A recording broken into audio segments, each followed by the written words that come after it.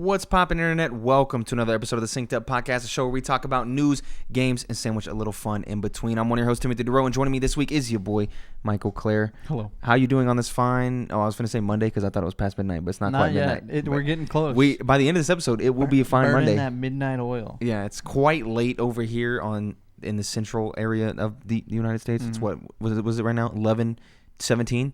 So we're tired. So if I sound off, I'm a little tired. Mike's feeling good because he napped all day. Yeah, about 6 o'clock is when I really woke up. So yeah, you're sleeping.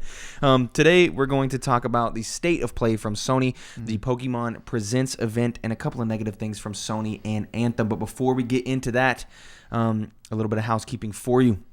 You should join our community Discord. If you haven't done that yet, you're missing out, man. We're having a lot of fun in there. We're talking about a lot of stuff.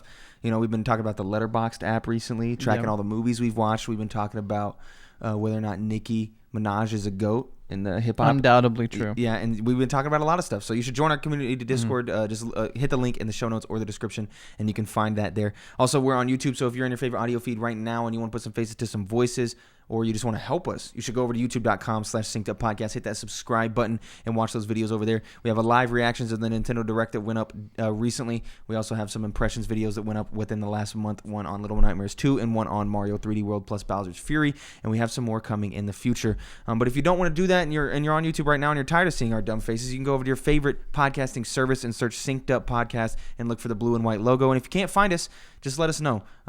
Let us know, and we will try to take care of that for you. New episodes go up in both of those feeds Mondays at 7 a.m. Central Time Zone, gang. Also, on top of all of that, you can write into the show at synceduppod@gmail.com to get your questions, comments, or concerns read on the show, and we, maybe we won't read them if you don't want us to, but I will still read it. Could be a game. We got a game from fielding today. We got some questions from Trey, some questions from Spencer. You know them, you love them, all the people. It's great. Also, you should follow us on Twitter at synceduppod to keep up to date with all of our content, whether that's videos going on the YouTube feed, Twitch streams we end up doing, anything like that. You can find that over at our Twitter at synceduppod. True. Also, you will be glad to hear we have upgraded our set in the background. You can't see it, but you can hear the man, the myth, the legend himself, Jordan, on the mic. What's good? What's up, Jordan? God. There he is. That's his voice. Yep. So now we have a third crisp mic up and at him, so Jordan can bump in whenever he feels like it's necessary for him to say something about maybe we're being an idiot and he's played a game we haven't or something like that, and you can finally hear the man behind Let me test it real quick, okay? Jordan, does mustard go on hot dogs? Sure. Okay. All right. Fair. Okay. So he can butt in with anything that he feels like he needs to say. You won't be hearing him the entire show, but he will pop in every once in a while, and you'll finally be able to hear him. It's been kind of an issue for us talking during the show to Jordan sometimes and forgetting to repeat what he says, and sometimes we have like a little minute to 2 minute conversation, and it's a little weird for the people listening on the other end because they can't hear what Jordan is saying to us. So we finally got him mic'd up, and you're going to be able to hear that, and that is nice. Litty. And also look forward to some news in the future about a second podcast coming soon. We're going to be talking about film news, TV news. We're going to watch movies and review them. We're going to play games. We're going to do all kinds of cool stuff on there. We haven't really got it nailed down a date right now, but we do have all the stuff ready to go for it. So we will be starting a show based around movies relatively soon. Expect a concrete date for that relatively soon. Probably by next week. Yeah, enough of the housekeeping though. Let's get right into the show here. The State of Play happened. Sony State of Play, everything announced at the PlayStation News event from Final Fantasy VII Remake Intergrade to Returnal. Here's everything featured in the latest State of Play. This is the Adam Bankhurst roundup at IGN. What a man. Final Fantasy VII Remake Intergrade was announced for PS5. Final Fantasy VII Remake Intergrade will arrive on PS5 on June 10th, 2021. Not only will the PS5 version be a free upgrade for those who own the PS4 version, there will also be a new story episode players can purchase that will feature Yuffie, which is pretty cool. That is really cool. There is some things here. Did you see how PlayStation Plus is giving out Final Fantasy 7 for free? Yeah, for PS4. But you can't upgrade. Yeah, you can't get the upgrade. Well, you got to pay for the upgrade, but you can't get it for free. Yeah. So it will be the PlayStation Plus game for March, will it? Yeah, it's March. Yeah. And you'll be able to get Final Fantasy VII Remake if you haven't played it already. That's a banger ass game to be getting. Also, you can look forward to Maquette is going to be on there as well, which is cool. But Final Fantasy VII Remake will be available to all PS Plus players for March. That'll be on Tuesday. That'll come up What a solid deal. So tomorrow, yeah, that's a really great deal. But you won't be able to get the free PS5 upgrade if you get it that way. You'll have to buy the PS5 upgrade. And the extra episode that is coming out, this DLC with Yuffie, which is looking pretty cool, you'll have to buy regardless. It does not come for free. Kena, Bridge of Spirits will be released on PS4 and PS5 on August 24th. A little bit later. Little bit later than I expected, but I'm really excited for this. Because what, in the books it was March, TBA. I think that was what it was. No, I think it was just early 2021 TBA. Because everywhere I've seen it said March. It might have been March. I think they had it nailed down to March TBA, and then yeah, this is about what I expected. Yeah, August July, 24th. August. Super. Every time I see it, it looks more like a Pixar movie. Yeah, yep. I can't wait. It looks like Pixar movie, the game, and also I'm really into the art style. I'm really into the vibe, and after seeing the gameplay during the state of play, it was really nice. And also only $40. Yeah, $40, which is worth noting. Shocked me. Yeah, really, really, really good. Then they did a deep dive on Returnal. This completely made me do a 180 on Returnal. People who have been listening to the podcast for a while has notoriously known that I have been kind of a little bit iffy about Returnal. I've been talking about how I think Returnal won't necessarily be as good as I think people think it's going to be, and that I think it's kind of not going to be that great. But after watching the recent more deep dive into the gameplay that they had on the state of play, I'm actually really looking forward to Returnal. It looks really cool. The gameplay looked pretty fast paced, which is what I kind of was worried about too. Was it being too slow for a bullet hell? For a roguelite too? Because all those games are known for being like super quick. Yeah, and so you can go straight from one run into another one. I was worried that this game would feel too slow and trying to keep that genre alive. Well, it seems like, but it looks really good. It looks really good. Then Oddworld Soulstorm makes its way to PS5 and PS4 on April 6th. Oddworld Soulstorm will be released on PS4 and PS5 April 6th. Furthermore, the PS5 version will be one of the PlayStation Plus games for April of 2021. So that's cool. To play for free. Yeah, which is nice. But I just don't think I have any interest in Oddworld Soulstorm. I feel like I've been hearing about this game for 2-3 years all the time. I want to try it because they said that there's some haptic feedback stuff. Yeah. So I at least want to see what they explore with that. I don't know if I'll end up beating it. Just it feels not like a 2021 game. Yeah, it feels weird.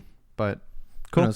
Crash Bandicoot 4 It's About Time's PS5 version was showcased. Crash Bandicoot 4 It's About Time is being released on PS5 on March 12th, 2021. It will feature faster loading times, save transfers, 3D audio support, adaptive triggers, and other DualSense features, and the game will run at 4K 60 FPS. That's pretty cool. Get excited if you're into Crash. Multiplayer dodgeball game Knockout City gets a new look and a beta. Knockout City was recently announced at the latest Nintendo Direct, and it got a new look at this state of play. Knockout City will be released on PS4 on May 21st for $19.99 and will have backwards compatibility and enhancements for PlayStation 5 players. So this is cool. Yeah, I thought this game looked cool. I think I might play the beta. Yeah, they showed some more interesting gameplay stuff. When did we first see it? In the Nintendo Direct? I can't remember. Well, I feel like we saw it at the Nintendo Direct. That might have been where it was. Yeah, or somewhere before that. But it seemed interesting. It seemed okay. The gameplay got me a little intrigued more, but not intrigued enough to want to pay for it. Yeah. So if I can get it on the beta and it actually is good enough for me to want to pay for it, I think it could be cool if you got enough friends to play it. Yeah. Absolver developer Slow Clap reveals Sifu for PS4 and PS5. Sifu is a new action game that promises a unique take on the kung fu genre that will literally turn the student into the master as, quote, each time the player character dies, they're revived slightly older and more skilled. It looked really cool. Yeah, it was very interesting the way it's more. Looks like it's designed cinematically more. Yeah, because it looked like Kung Fu Movie the game. Yeah, and I'm kind of into it. I'll probably check it out. They showed off some more gameplay on Twitter and stuff like that. That got me more interested than watching just the you could definitely stuff they showed off. You can definitely tell it's by the Absolver guys though. There's a lot of overlap there with that game and the gameplay from that game. So I liked Absolver, so I might try it out. Yeah. Hyperlight Drifter developer Heart Machine Solar Ash arrives on PS4 and PS5 in 2021. Solar Ash is a third-person action platformer that features a massive scale and a focus on fluidity and movement. I've been a little bit iffy on Solar Ash because I haven't really seen anything. I've been in because I played Hyperlight Drifter and I really liked it. I love the pink, the purple, the blue aesthetic. And I'm really into the just indie games in general. So I was kind of a little bit iffy about it, but after showing the gameplay and just telling me it's focusing on movement, that just gets me in 100%. So I'm really excited for that. First gameplay of Five Nights at Freddy's Security Breach revealed. Five Nights at Freddy's Security Breach will take players on the Mega Pizzaplex and is said to be the, quote, most ambitious Five Nights at Freddy's game yet. And I will say it did look like it was. It looked a little PT, looked a little... I don't know. It just looked a lot more cooler shit going on. And I like Sister Location a lot. And I was kind of into the Five Nights at Freddy's games back in the day. Noah was my brother, more into it than I was. But I did play Sister Location actually for a now privated YouTube video series. Play the entirety of that game. And I actually really enjoyed that game. So I'm looking forward to this. And then a Deathloop trailer gives a new look at the stylish game from Arcane Studios. Arcane Studios gave us a very James Bond style look at Deathloop, which is set to arrive on PS5 and PC on May 21st, 2021. And accompanying that was a dope-ass track that I thought was really cool. Yeah, that they had made just for the trailer or just for the game. And either way, very cool. Watching that trailer actually kind of got me like more excited for Deathloop. I guess it's a trend now at this point. I've been iffy about Deathloop for a while now because I just thought. I feel like we've just seen these games for so long. Yeah, they've been showing these off for so long. We've talked about Deathloop so much. We've talked about Returnal a lot. What's the other one? What is it? 12 minutes? Is that what it's 12 called? minutes? No, that's just gonna smack though. Yeah, but we've been staring at these games for so long that it's just like finally we're getting like actual real in-depth trailers and so Deathloop reveals was looking pretty crisp with this new trailer. Yeah, I'm very excited. But that's it for the State of Play. I think ultimately the State of Play was really nice. It was a lot shorter than the Nintendo Direct. I think it was more concise. I think there was just a lot of. It was just better in my opinion. There wasn't really anything crazy new besides the Final Fantasy VII stuff. Yeah. But it still felt perfectly paced. There was stuff there for everyone, and I'm not into Oddworld, but they didn't dwell on it for an incredibly long time. I don't know, man. It was like 5 or 6 minutes. It was a bit, but it didn't. A bit much. It didn't feel like the Nintendo Direct where it just felt like come on, man, we gotta get this moving. It's been a while since there was anything that I liked. I was really into this State of Play. Some notable missing things from the State of Play. Nothing on God of War. No Horizon. Still wondering if that game's going to get pushed. It probably will be. Nothing on Horizon Zero Dawn, so we still don't have a date for that. I imagine Horizon Zero Dawn comes in the fall. It's probably what we're going to see. I will say, when they introduced Five Nights at Freddy's, before they showed the game, they said, we have something for horror fans. Oh, no. Thought it was Silent Hill? I thought it was going to be some Silent Hill stuff. Yeah, so did I. I was sitting there. I was like, no way, I was sitting there watching it, and I was like, Silent Hill? And then, seeing the Freddy Fazbear's. It was Freddy, and I was like, oh, okay. But I'm still into it. And then... what was the other one missing? Nothing on Ratchet. No more updates on Ratchet. With the June release date that we have for that, you imagine summers when they're going to come out and start hitting really hard for all these games. I think besides Final Fantasy VII, knowing Kenna's got an actual date now was probably the biggest news for me. Really nice.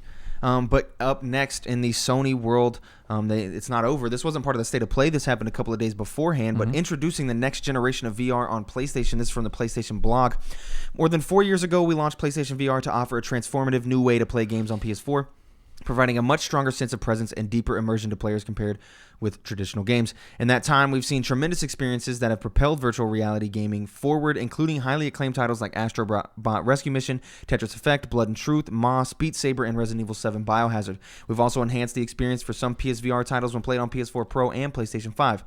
Today, I'm pleased to share that our next generation VR system will be coming to PlayStation 5, enabling the ultimate entertainment experience with dramatic leaps in performance and interactivity.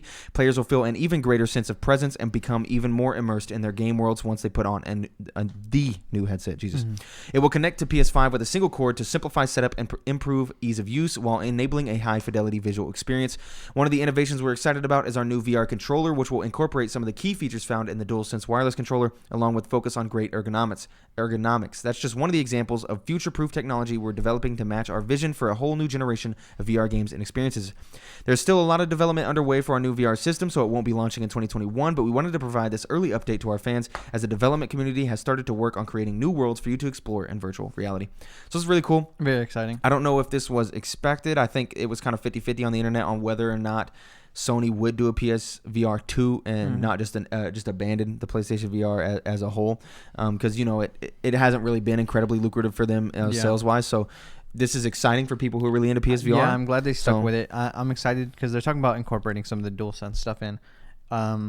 Haptic feedback in VR controllers would be super cool too. It's preem. I don't know what more they can do with the controllers for VR than they could a regular controller, but that's what I'm excited to see is how because VR, there's so many different ways you could build it and so many ways to expand the VR experience right now, that whatever new stuff they add to that scene, I'm excited to see. Yeah, it's good to get stoked for this type of stuff. There's a couple of things worth noting here. It seems like this is very early on, so we might not even see it till 2022 late or 2023.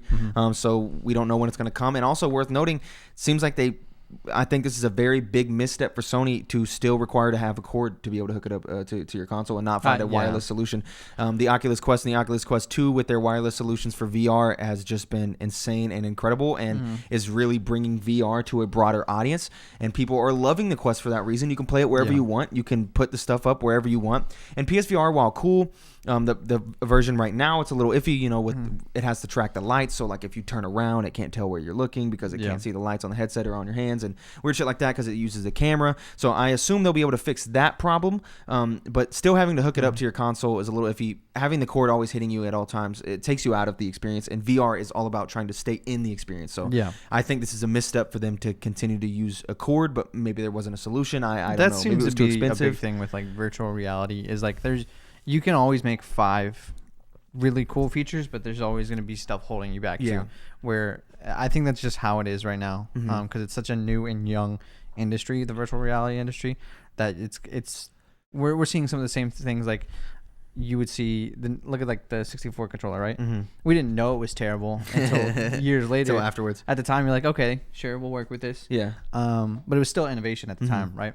So I'm sure 20 years from now we'll see this and be like, oh, that was terrible. But it's still like steps forward, which is exciting. It is exciting. Yep, I do agree. But that's it for the PlayStation news this week. Let's talk about Pokemon some real releases. Some real news. Pokemon Presents Roundup from Adam Bankhurst at IGN. Thank you, Adam. Pokemon Brilliant Diamond and Shining Pearl remakes were announced. Pokemon Brilliant Diamond and Shining Pearl will be released for Nintendo Switch in late 2021. These are remakes of the Nintendo DS Pokemon Diamond and Pearl from 2006.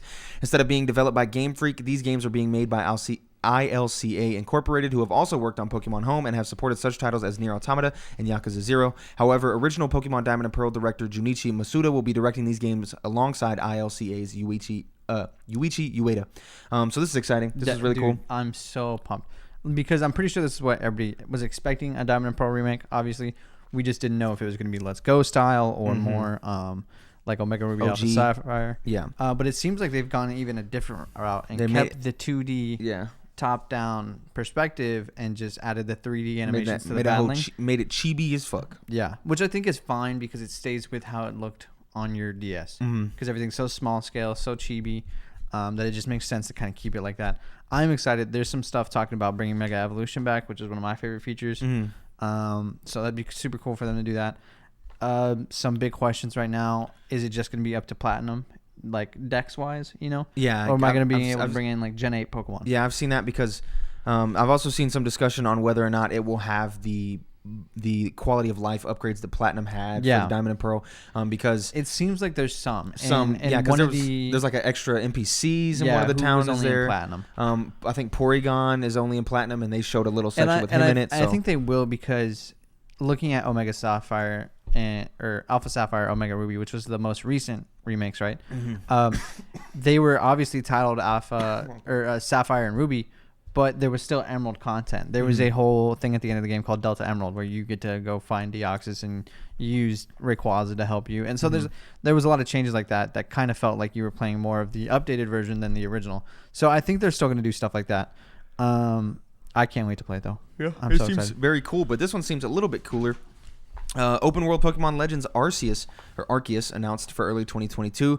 Taking place in Pokemon Diamond and Pearl's Sinnoh region's feudal past, Pokemon Legends Arceus is an open world take on Pokemon. Set to be released in early 2022, Pokemon Legends Arceus features a game world that is reminiscent of The Legend of Zelda Breath of the Wild, with Pokemon appearing all over.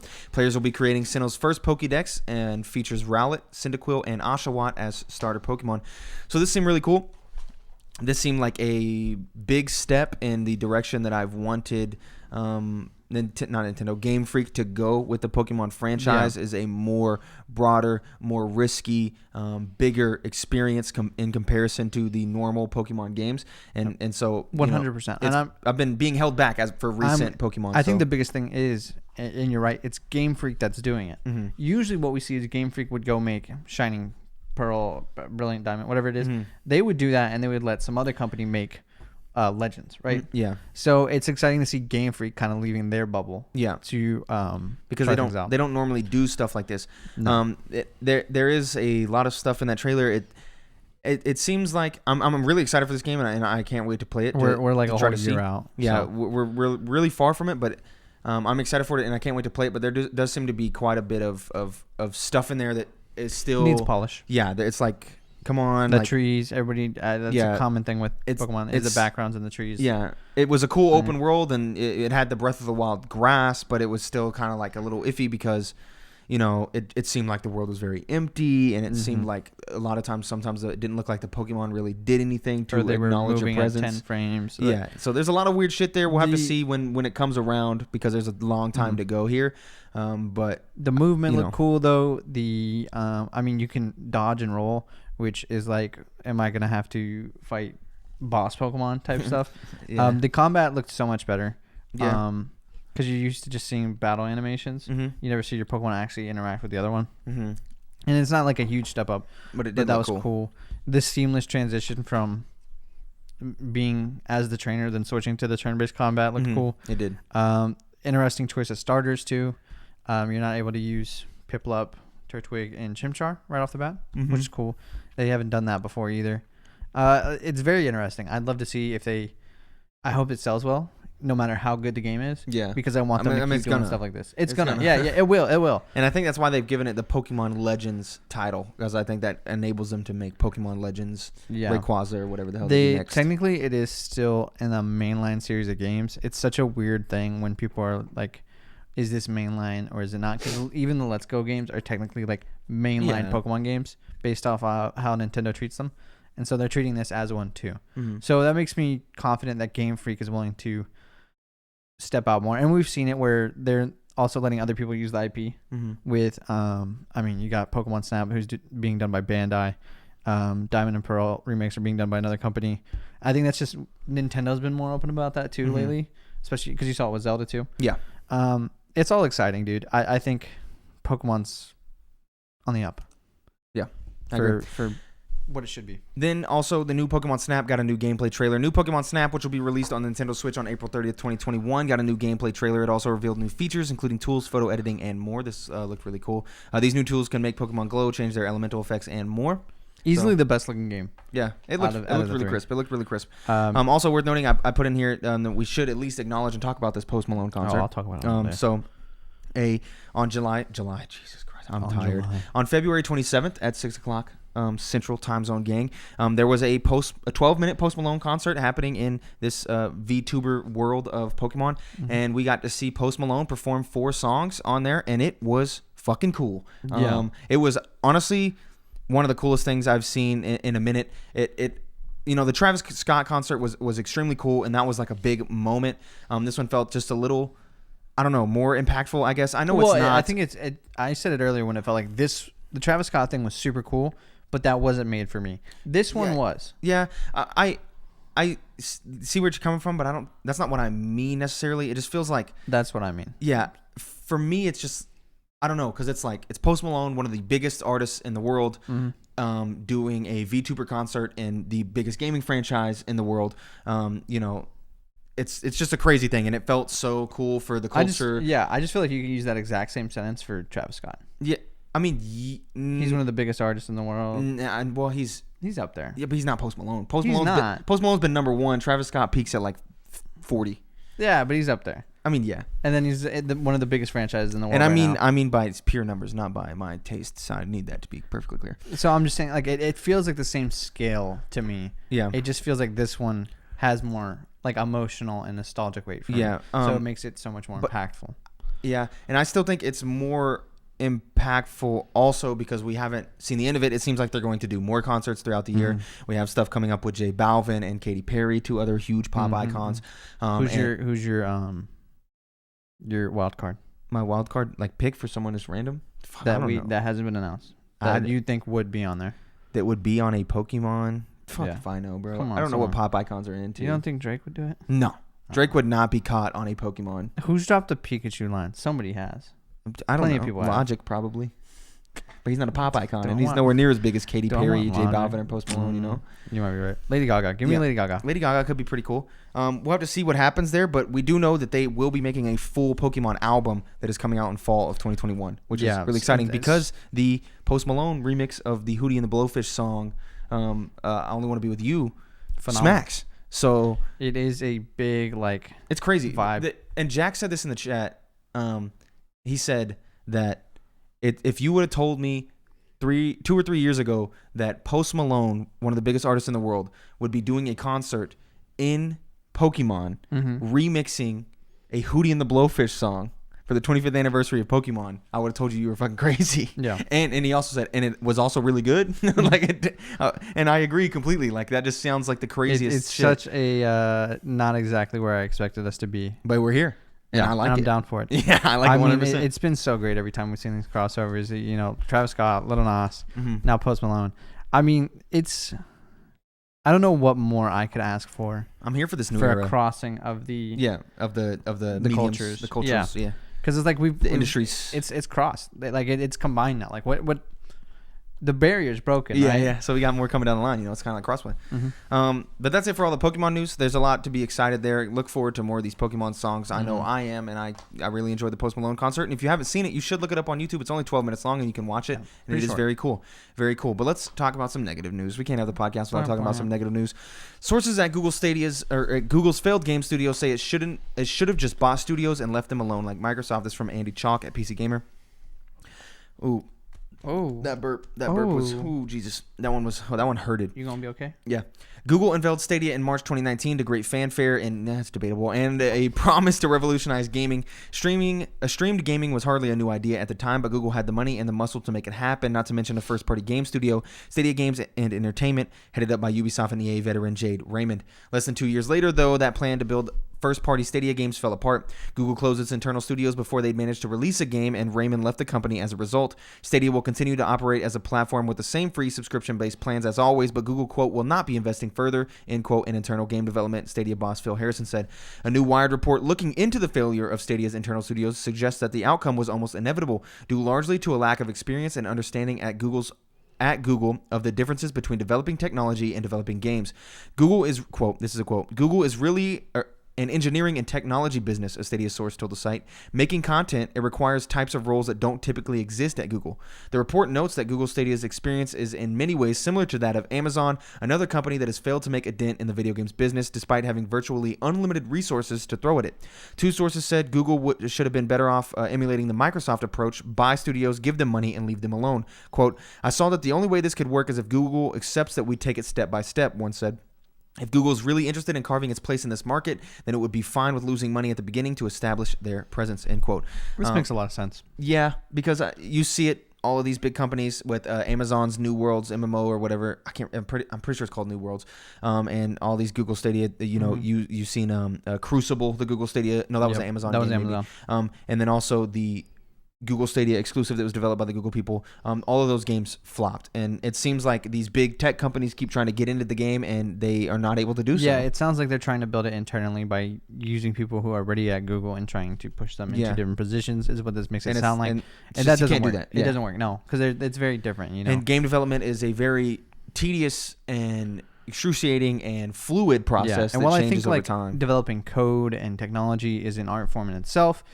Making video games is a completely different art form. It's not, you know, I don't expect somebody who paints canvas to be able to be a great singer. You know, so I'm not shocked. It seems like they were just going about it the wrong way. I agree. Just give money to somebody you know who already knows how to make good games. And let them develop for you. Let them do it. I think that's the way to do it. One more negative thing though here: Anthem redesign canceled at BioWare. BioWare and EA end work on Anthem Next. This is by Michael McWhirter at Polygon. BioWare and publisher Electronic Arts are giving up on Anthem. The planned overhaul of the 2019 game, referred to as Anthem Next or Anthem 2.0, is coming to an end. BioWare said in an update on the status of Anthem. The studio will continue to run the current live service for Anthem.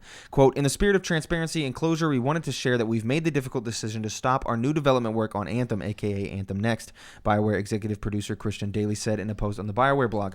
Quote, we will, however, continue to keep the Anthem live service running as it exists today.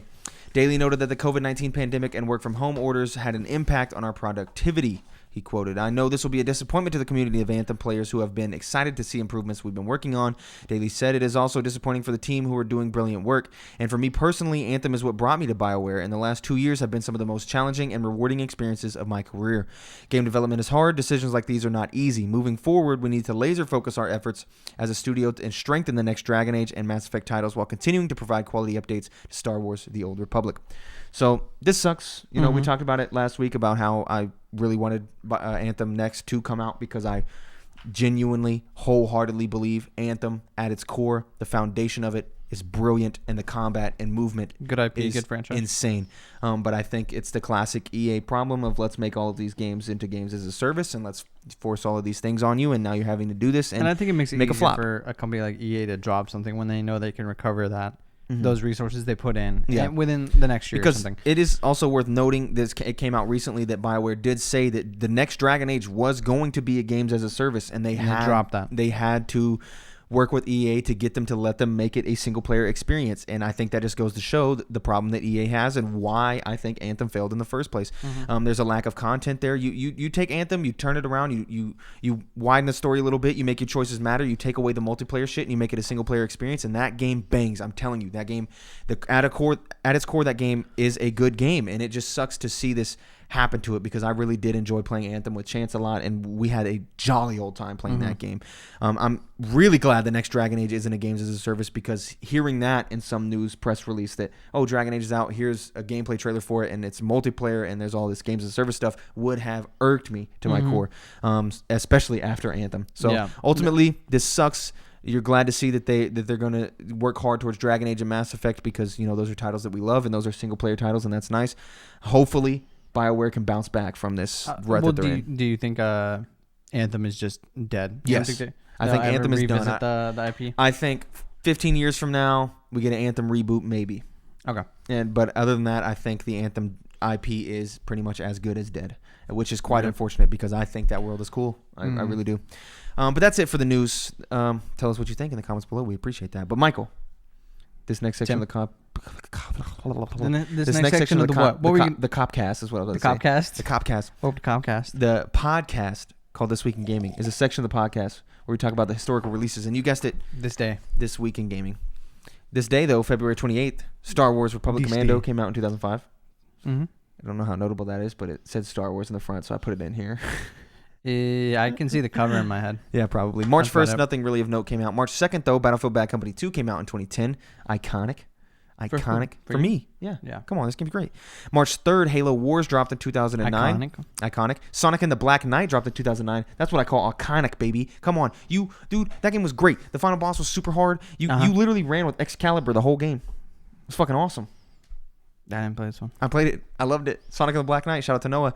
Helldivers dropped in 2015. The Helldivers. You never played Helldivers? No. Super, super well designed indie game where you fly a plane around, and it's like 2D, and you fly a plane and shoot, and you're like propelled by your missiles. It's like one of the most masterfully designed indie games I've ever played. It's really great.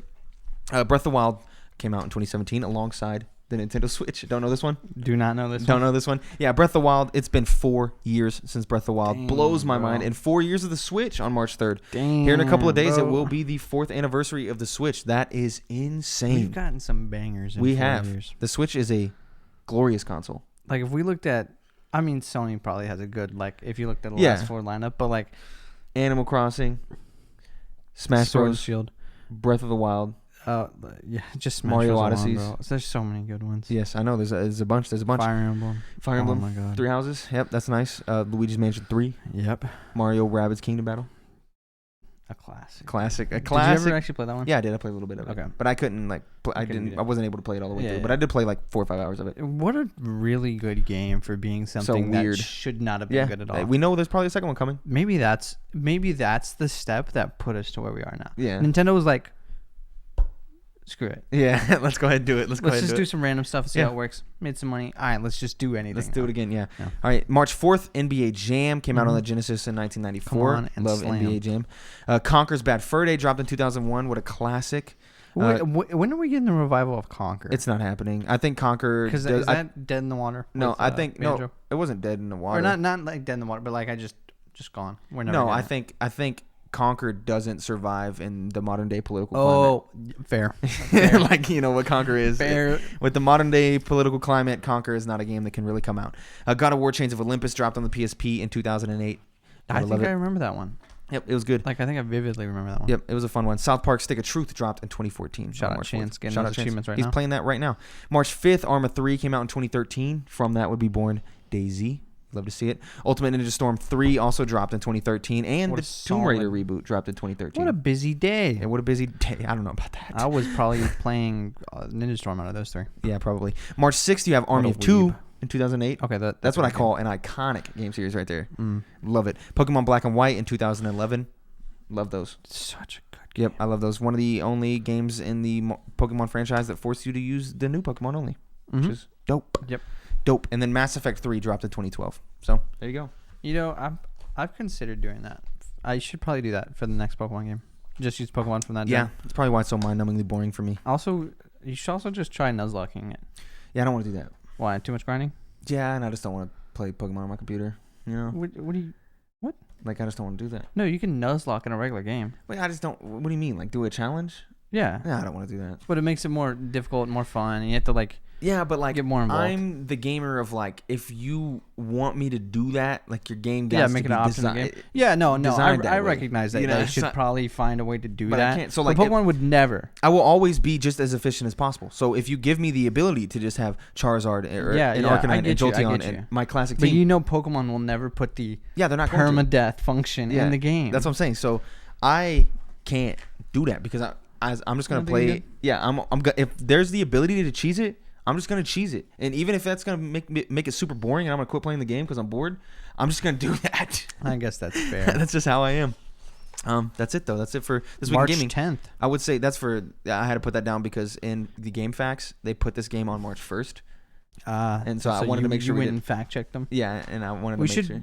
honestly, you should start putting all these in a separate catalog or a separate doc, so we have these ready because you've already fact For checked next these, year, right? for next year. Yeah. Okay. All right, fair enough. Save you some time, That's it for the Tim. this week in gaming. That's pretty cool though. What's up? This segment of the show Yeah, are you taking the hosting? is the no. I'm not gonna. Never mind. You can have it back. Okay, this is where we play a game though. We play a What game. game are we This is playing? the game that we sandwich in between. We're just gonna play video game 20 questions. Who did it last? Who was it? Steve. Oof. I'm pretty sure it was me, Uh-huh. and I guessed. What was the last character you thought of? Don't remember. Fuck. You think I? Was it like Kirby? No, it wasn't Kirby. It was some somebody. Nintendo thing. It was But it somebody was definitely kind of me. easy. So I gotta think of something. Huh? Eggman. Oh yeah, Eggman. it was Dr. Eggman. How does Noah remember? Yeah, why does Noah remember that shit? Wild. That's weird.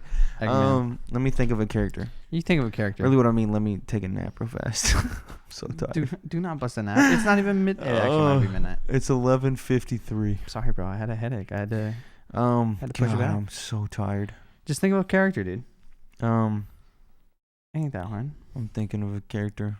I've been thinking about you. What is that? Yeah. What's that person's name? Dude, I can't wait for the new Pokemon games. Absolutely. Oh, okay. I Cannot got wait. I got a. Yep. You ready? Mm-hmm. Nintendo. No. Technically, Is this a Game Freak thing? Are you being weird? I'm taking a nap. Is what I'm doing. Is it Pokemon? Yes. I hate you. That's Nintendo, dude. No, it's technically not, dude. Bro, are you? So you told me Pikachu's not a Nintendo character? No, Pikachu's a Nintendo character. But Pokemon's not a Nintendo game? franchise. No. I hate it here, dude. I hate it here. Gen 1. No. Is it a Pokemon? Yes. Okay. Gen 2. No. 3. No. 4. No. 5. You're gonna have to tell me the games at this point. Black and White. No. X and Y. No. Sword and Shield. No. Sun and Moon. Yes. Okay, so this is a Gen 7 Pokemon. 11 questions deep. Okay, is it a starter? No. Well, no. Okay. I mean, yes. Yes? Or What no. what does no I mean yes mean? I'm just gonna say yes. Yes. Is it the evolved form of a starter? Yeah. That's why okay. I said no. Yes. Because Does that count as 2 questions? Because Yeah, Because okay. technically, does the evolved form count as the starter? Is this character in Smash? No. Okay. That eliminates Incineroar. Well, okay. I don't remember the name of the water one. Is it Rowlet's final evolved form? Yes. Is it Decidueye? Yes. All right. Is it Decadooey? 16. Yeah. See, I don't know the exact Where'd you rules. pull Decidueye out from? We were talking about Rowlet earlier. So I see the jumps you made. Yeah. So what a good Pokemon. yeah, Honestly, Ghost flying. Ghost grass. Yeah, actually, that. It's what? No, it's flying grass. Involves a ghost grass. Such a cool design, bro. Mm-hmm. The Robin Hood aesthetic. Cool the owl. I love moves. him. He's so cool. Yep. He's so cool. I liked him. He's cool. That's it for the game, though. My favorite part of the show. Reader mail. You can also get your questions read on the show by sending an email into synceduppod@gmail.com, just like Fielding Dahmer did. Jordan, what did he do? Jordan, you should have up on your Google the answers to this. Fielding Dahmer wrote in. He said, "Hey guys, here comes that game. Oh shit, what up?" And it's the quote game. He got 4 quotes for us. Jordan has the results. I'm already lost at the first. So the first quote is, and I was like, "Oh, shoddy, I got a toilet." For posterity, I will also read it. Fielding, where do you find these? I will also read it, so we'll see who it sounds more natural for. And I was like, "Ooh, shoddy, I got a toilet." Nah, you said this for sure. Did I? Did you? But why would be saying that about a toilet? Yeah, and this is a gaming podcast, right? I'd like to think so. And I was like, "Ooh, shoddy, I got a toilet." Oh, shoddy. What possible? I was like, "Ooh, shoddy, I got a toilet." What shoddy, I was like, conversation? "Ooh, this is my toilet." Nah, I don't know, man. What? Who's hold up. Whose toilet? Hold Your on. toilet? Hold Or on. my toilet? Hold on. Animal Crossing Yes. has to be right. For sure. That's the only thing I can think of with a toilet. Oh, no. I said this because I remember in Animal Crossing when I finally got that toilet with the flip lid and I had my bathroom looking fresh. So I'm pretty sure I said this because I remember it being a moment, me having my bathroom real nice. So maybe like someone came to my house or something. No, they don't do that, do they? I don't know. But I was like, ooh, shoddy, I got a toilet. That's got to be it. I believe. Jordan? I will also agree with Tim. It's got to be Animal Crossing related, and I assume it's Tim. Correct. Was it okay? All right, Dubskis. dude. Hell Dubskis. yeah. All right, next one. This one's easy. You can even meet the students, bro. It feels like I'm in Hogwarts. Let me show you how I would say it. Yeah, I would never say. I don't think you can even meet the students, bro. It feels like it's Hogwarts. Feels like I'm. Oh, it's you talking about Fire Emblem Three Houses. Yeah, exactly. 100%. Yeah. Yeah, that's it. That's a yes from Jordan. That one was an easy one. Yeah. Okay. If I don't know. If I played the game as well. If it was just it feels like I'm in Hogwarts, maybe no, I'd still get it. I'd still get it if it was either of these sentences. Cardi B was talking about it. Started like a GoFundMe to get him out of jail. This could be either of us. And so this what are we talking about? What was Cardi B talking about? Is GoFundMe to get who out of jail? To get fucking free Bobby Shmurda? No, it wasn't Bobby Shmurda. No, someone had went to jail recently. It wouldn't be Lil Wayne because I assume this is older than that happening. Dude, honestly, I think the Tiger King. Cardi B's talking about Tiger King, and she. Was that a big thing? Was that a moment? I don't remember there being a moment where Cardi B was like. I remember Cardi B talking about Tiger King. I don't remember us ever talking about it on the podcast. Yeah, that's what I'm saying. Maybe it was like one of those end credits, one of our end credits from back in the day. Why would we have talked about this? It's got to be. That's got to be it. It's got to be Joe Exotic. I think I said it. I think I said it simply because I just knew what this was about. No, I think it would have been me. Maybe I think you would have casually brought it up, and I would have been like, "Oh yeah, somebody was talking about this on Twitter." Yeah. Okay. Maybe that's usually how that works. Maybe he's like you bring it up and like, "Oh, they're trying to get him out of jail." Yeah. I don't know. Give us the answer. What is it? Tim said it. Okay. Talking about Tiger King. All right, dude. Cha-ching. One last one here. Some of the smartest marketing I've ever seen. The only people you're having to pay is the streamers. This could have been me or you. It's me, and I'm talking about Valorant drops on Twitch. But I could also, because I always say, blah, blah, blah, blah, blah, I've ever seen. Like smartest, best, coolest. I always say that. I don't think I've ever seen you. Some of the smartest marketing I've ever seen. Marketing more than you do. No, I talk about marketing. And I would have talked about marketing during the Valorant stuff.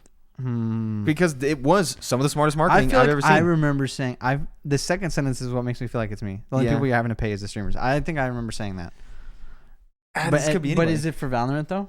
Do you think it's for Valorant? I think it's me talking about Valorant. What was it? Was there any other big games that blew up because it was like they were paying streamers to play? Yeah, but we would have. This would have been a thought process. Valorant was the first one, so that thought process we would have had on Valorant. So I don't think we would have talked about Valorant though. Valorant was like the first one. Yeah, maybe. I'm guessing. Yeah, I'm guessing it was me. Valorant. It was Mike. Okay. On Valorant. Okay. All right. We're getting it. Good Easy shit. peasy, Good bro. shit, Fielding. The only one that tripped me up was the toilet. That first one. Ooh, shoddy, I got a toilet. And I was like, ooh, shoddy, I got a toilet. Fielding, you're a G for this. I really appreciate really you. my favorite. I really appreciate you going back and getting these quotes. It's so great. Okay. Couple of questions from Trey Blackburn. Mike and Tim, here's some more cues from your boy. Who do you think handles the finances between Mario and Luigi? Please explain your answer. The answer is Luigi, and it's because Mario is a fuckhead and puts Luigi on the back burner at all times. So Luigi is always pushing the books, and he's the one who keeps the shit down. You know, he's the one who holds it down for the team, whereas Mario is taking all the credit and he's in the spotlight. I was gonna say Luigi because he's green, but yours works too. Hey, dude, there's plenty of videos out there analyzing the fact that Luigi is treated like shit by Mario. Okay, I've been trying to say for a long time. But what does that have to do with the finances? Because he making Luigi do the finances. Oh, I mean, probably. You know, he's like, bro, Luigi. But if it was somebody, who else? Let's expand it. If it's not Mario and Luigi, it's Toad. Yeah, it's Toad. It's Toad. Let me think. Who else? It's Toad. It's gotta be Toad. But if you know it ain't Yoshi. He avoiding taxes and stuff. Yeah, Yoshi's a tax evader. It's it's probably Toad or Luigi. It's Toad. Yeah, it's definitely. Yeah, it's Toad. But I still think it's Luigi because he's green. No, dude. That's gotta be You're a Mario the answer. apologist, bro. Yes. One more question from Trey. What's your favorite game that you wouldn't recommend? Oh, that's a good question for me. Let me pull out my GG app. Which is most of the games I enjoy. Dokkan? Yeah, Dokkan's up there. What's my favorite game that I wouldn't recommend? Let me pull out my GG so I can see. Really, Dragon Quest. I like Dragon Quest a lot, but I wouldn't recommend it. Same with Xenoblade. I think I'd recommend it to people I know like JRPGs, but if I was trying to get somebody into a JRPG, I would not recommend them Xenoblade. Just because it's so big. Yeah, it is quite large. It is quite large. Big commitment too. I'm scrolling through. I don't really see anything that I wouldn't recommend on my top 50, which sucks. I don't know. I know there's been plenty of points in my life where I've said, dude, I love it, but I wouldn't recommend it. I know I've said that about plenty of things, but am I talking more about movies usually? Because I think I am. In that sense, like, what's the dude? I don't know this because like I just be recommending shit constantly. There's gotta be at least one for you. I just easy answer. Easy answer from Jordan. What's your answer? Easy answer is ESO. ESO. I love it, but I would not suggest getting into it. Yeah. League. That's up there as well. Yeah. I mean, yeah, the multiplayer games of service are always like Let's up there. see all the games I played in 2020 real quick. Not the top 10 games of 2020. Let me get all the games I played in 2020 list and just vibe off of that. Okay. I didn't enjoy that or that.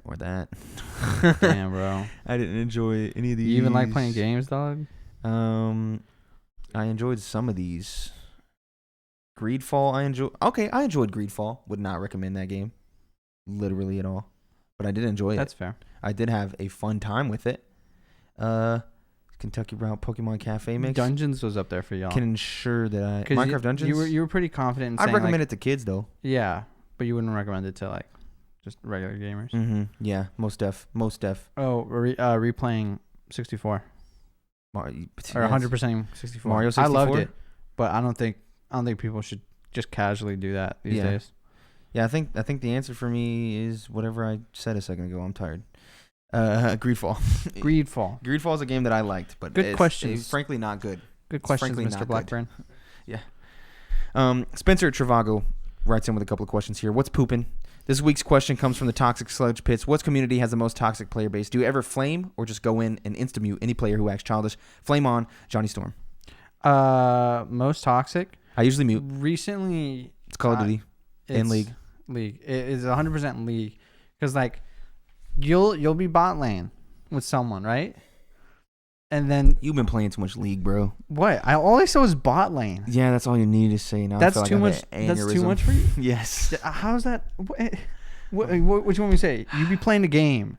Is that all you want me to say? Yeah, thank you. No terms. Okay. Yeah, and you'll have a teammate, and you'll both just die at the same time, but it'll have been your fault.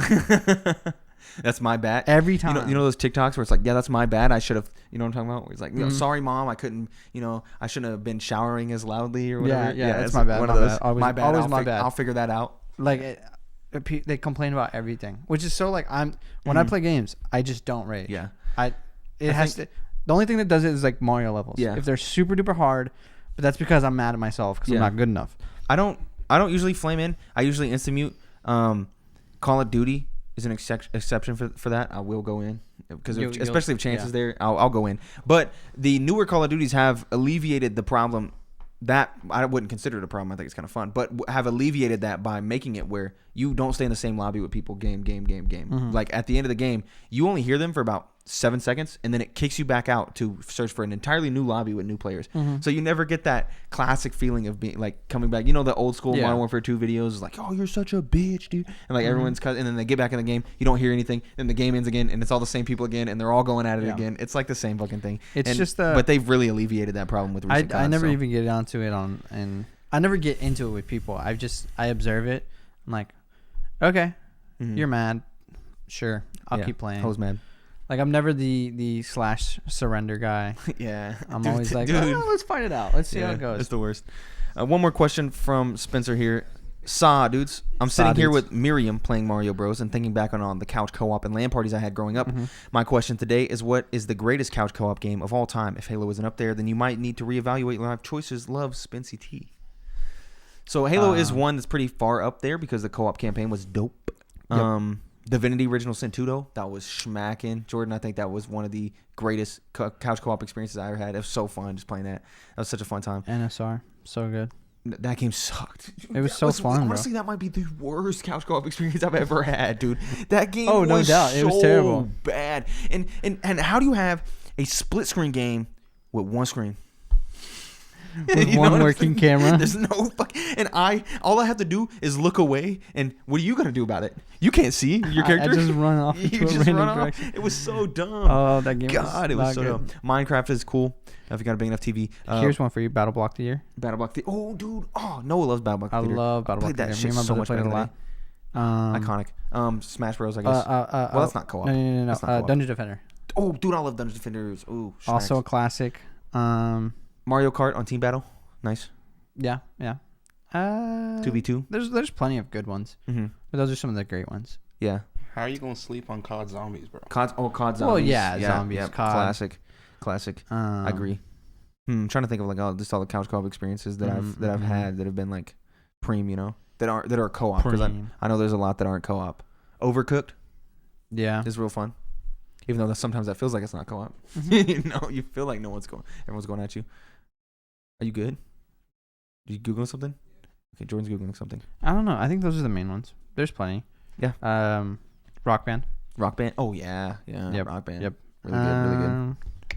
I think that's about it. And then the experience we had beating that Mario level. That was fun. Yeah. That was a fun. That was so hard. Children of Morta. Oh, yes, dude. That was really fun. Honestly, I'd be down to start that over and replay it. There's a lot of good couch co-op. There's nothing. We're not playing shit right now. I mean, we're off tomorrow. You trying to play it? I was literally started over playing again. It was really fun. That's it for the reader mail. Again, you can get your questions read on the show by writing into synceduppod@gmail.com, and we might read them on the show. This is the What You've Been Playing section, though, where we talk about the games we've been playing. I haven't really been playing much new. There's nothing really coming out, and I don't know. I've been going through a lot lately. Maybe for you. It feels like. So I've been like in my head a lot, and so I just haven't really been able to just play a game consistently. It's been kind of difficult. I don't want to go into details, but what have you played? So I played a little bit of Valheim. I bought that. What'd you think? Tried it out. I thought it was cool. I understand why it's blown up the way it has. It's a survival game that makes all those classic annoyances from survival games, and it streamlines them. You won't die of hunger. Hunger is just there to give you a boost. You won't die. You're more so is it a thing where you're blessed for being full and instead of being punished for being hungry? Yes. Okay. I like when games do that. You have a certain amount of stamina, and that's what you have. But if you eat different types of food, your stamina increases. Yeah. And when you go hungry, it just goes back to what it normally was. And there is no state where you start to get damaged or you start to get hindered or anything like that. I like that. Which is really cool. The building is cool. You can build pretty extravagant and cool bases. There's like these 5 bosses. It has like a goal. There's 5 bosses. You're supposed to kill them, and you're supposed to like bring their trophies back to this area to like quote unquote beat the game. So there's a goal for you to accomplish there, and you can it's really easy to connect. There was no server issues. There was no issues like that going in, and so that was really cool. I haven't gone back to it after that first 2 to 3 hour session I had, but that was just 2 days ago. So I might go back. I'm not sure. I've been playing Risk of Rain 2 with Chance. That's been a fun experience going and playing that. occasionally. We've had some really good stellar runs, and playing with Isaiah a little bit the other day was also really fun, and that game is just great. Dude, I'm telling you, you gotta buy this and play this shit with us, bro. It is so much fun to play this fucking game, and it's a roguelike. It's only like $20. It's so fun, dude. It is so fun. There's just so much going on at any one time, and it just gets super hectic, and I love it. And then obviously I'm still playing Guitar Hero 3. I took it upon myself as a challenge to try to 5-star as many songs as I could on Guitar Hero 3, and I've been going strong on that. I 5-starred a bunch. I finally got around to going back to like those old really slow songs like Slow Ride and stuff to try to 5-star those, and I've cleared those out. Pretty difficult on experts though. Yeah. And so at least to get the 5-star watching you do some of them. So I got the 5-star on a bunch of songs, and I'm going through trying to perfect some of the 4 stars I have, get some of those 3 stars up to 4 stars, and then to 5 stars. Doing some of the ones I still haven't played yet, and getting punished, but doing that. Guitar Hero 3 has been therapeutic for me. I feel like as of late, I don't know, it's just been a thing. I've played a lot of it, and it's been, I don't know, some like kind of like, I guess video games are an escape in and of themselves already, but it's felt like a game that I could just play and just be like, I'm just gonna zone out. I don't have to sit here and worry about shit, and I could just play this game and focus on these notes coming down the track, and it's just been that's just been a fun experience. So cool. And I think that's all I've played. There's just I don't know. Any demos? We were gonna play the Outriders demo, but Chance has been having connection issues with it. So the Outriders demo does last until the game comes out. So I will probably be talking about Outriders next week, but I really wanted to talk about it this week, and I'm really stoked. I haven't seen any gameplay, but the way people I've stayed away from it too. Yeah, the way people have talked about it, it seems super fucking cool. It's just Chance can't connect, and I don't want to play it without him. I want to play it with someone because it's a 4-player co-op game, and so I'm really excited to play it. But there's just been some server issues because they didn't expect this many people to download it. So I'll be able to talk about Outriders next week.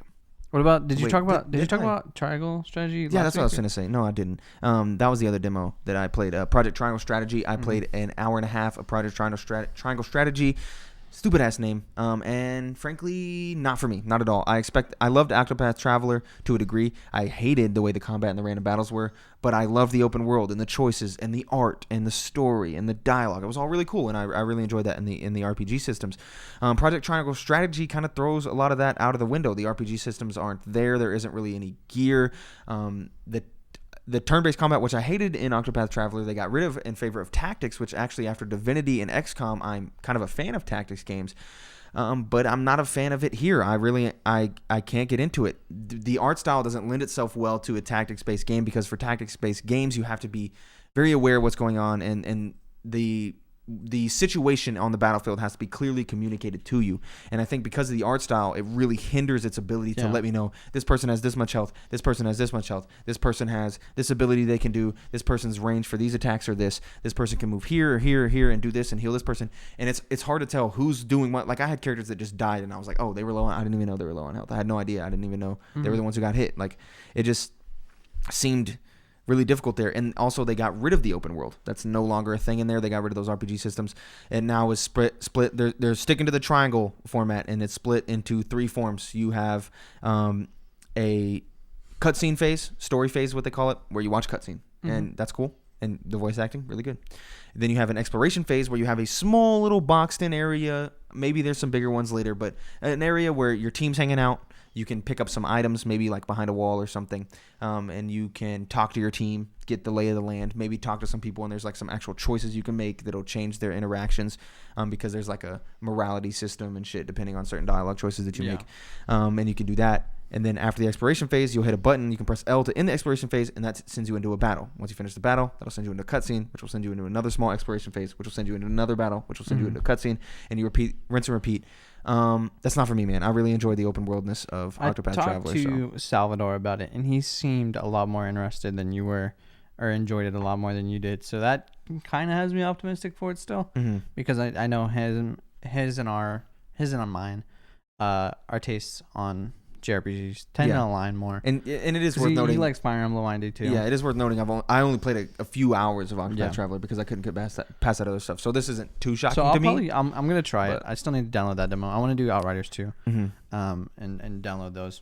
Yep, but that's all I've been playing. What did I play? Oh, so Age of Calamity set the bar pretty high for Muso games for me. And Persona 5. Did you play Strikers? Scramble? Yeah. It destroyed that bar, dude. Really? Like, oh my god. Is it way higher? Yeah. Oh, okay. I thought you meant lower. Yeah. No. It is so. This game's almost like 9 out of 10, 10 out of 10. Didn't even know you was playing it.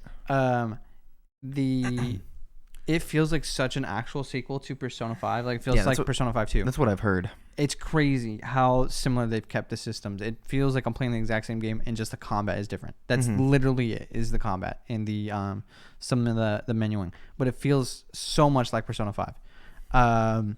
The combat is still even cooler, I think. Not as fluid, but super cool, where you still have that real-time combat, and then you can hold R1 to get into that turn-based menu and look at all the spells your personas can cast or what moves you want to do, and you can do that. You can switch between different characters pretty seamlessly. You can combo attack. You can do all the normal stuff, and it has all the same functions with fusing personas and stuff like that. There's just so many cool features that they kept from the original still in this sequel, Muso pretty much. Game, yeah. And it's crazy just how good it is. Yeah. So I'm honestly shocked. Even though this game's been out for like a year now, over a year. Well, in Japan. In Japan. So people knew, but I figured they'd better communicate that it was like such a true sequel. So beyond excited to finish that game. I'm done with like the first palace out of 7 or prisons or whatever they're calling them in this game. Super good. I'm glad. It was good. That's all you played? Pretty much. I think I haven't really had too much time to play anything else. Yeah. Same kind of thing. I've been a little funk lately. Yeah. So. Yeah, very aggressive. I think that's it. I think that's all I've played. Right. Yep, that's it. That's it for the podcast. Thank you so much for watching or listening to this episode of the Synced Up Podcast. Again, if you're on the YouTube feed, you should consider hitting us with a subscribe and a like and all that jazz and comment. And you should also, if you're in the audio feed, jump over to youtube.com/syncedupodcast to give us a subscribe and a like and a comment and stuff to up those numbers. We would greatly appreciate that. Again, look forward to a new show about film coming soon. We don't know when, but it will be coming soon. I just can't nail down a date. We got to get some stuff. The stuff for RSS feeds is weird. We're thinking of starting a Patreon. There's a lot of stuff there, so we got to see how that goes. Follow us on Twitter @synceduppod. Do all that jazz. Comment, like, subscribe, follow, write in, do all the stuff. I'm tired. I'm so tired. How did it hit you? You were perfectly fine at the beginning. I don't know. I'm aggressively tired now at this point. I know, it's sad. You need to go drink a Red Bull or something. Yeah, no, I need to edit this podcast and go to sleep. Drink a Red Bull. Stay up, dude. No, I'm not staying up. I don't want to do that. I stayed up till 5:30 last night. I do not want to do it again this night. We could play catchphrase. You're just awake, and you want me to be awake because you're awake. You're trying to drive me down. Yeah, bro. I'm going to be up till like 4 a.m. Thank you for watching. Jesus. Thank you for watching or listening to this episode of the Synced Up Podcast. Sorry I've been tired, but it just had to be this way. And we love you. We will see y'all in the next one. Goodbye. Goodbye.